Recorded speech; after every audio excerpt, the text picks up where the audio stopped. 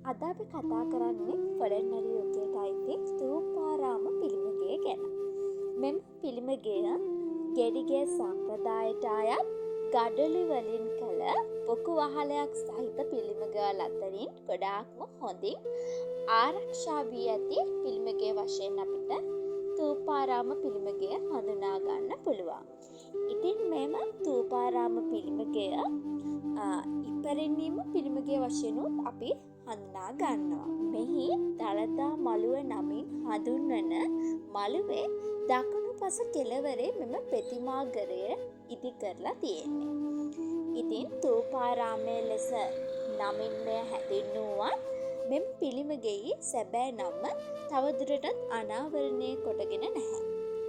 ඉතින් ළමයිනේ මෙම පිළිමය හදලා තියෙන්නේ පරාක්‍රම බාහු රජුගේ මහින්ද නම් ඇමතිවරයා දළදා වහන්සේ තැන්පත් කිරීම සඳහා තමයි මේ පිළිමය නිර්මාණය කරලා තියෙන්නේ.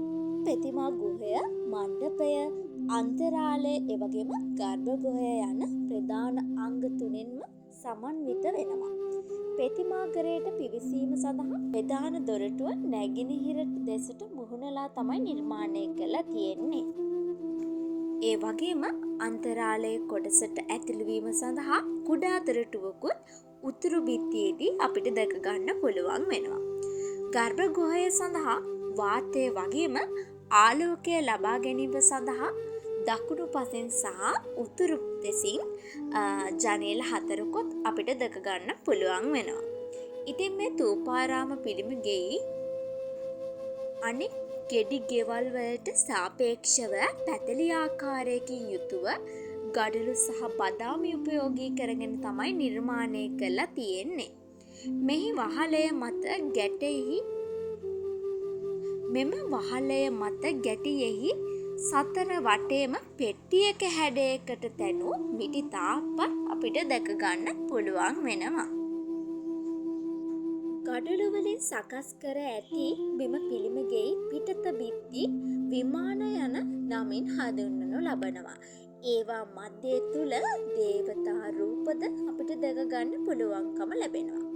විමාන කුළුණු දරා, සිංහ, එවැගේම ගජ, හංස, එවැගේම මල්ලිය රටා පේලි වලින්ද අලංකාර කරලා තමයි නිර්මාණය කරලා තියෙන්නේ. මෙම කැටයම් සිදු කරලා තියෙන්නේ ගඩොළු මාධ්‍ය සහ ස්ටෙකෝ කියන බදාමය උපයෝගී කරගෙන.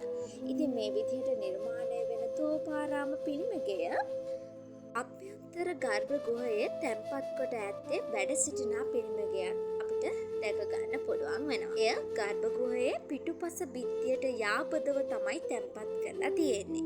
දැනට මෙම ප්‍රතිමාවේ උඩ කොටස විනාශයට පත් වී තිබුණත් සී.පී. බෙල් කියන පුද්ගලයා පවසන්නේ ගල් විහාරයේ දක්නට ලැබෙනසේ මෙහිද මකර තොරණක් ගඩොල් හා බදාම භාවිතා කොට නිර්මාණය කරලා තිබුණු බවට අනුමානයක් කරනවා.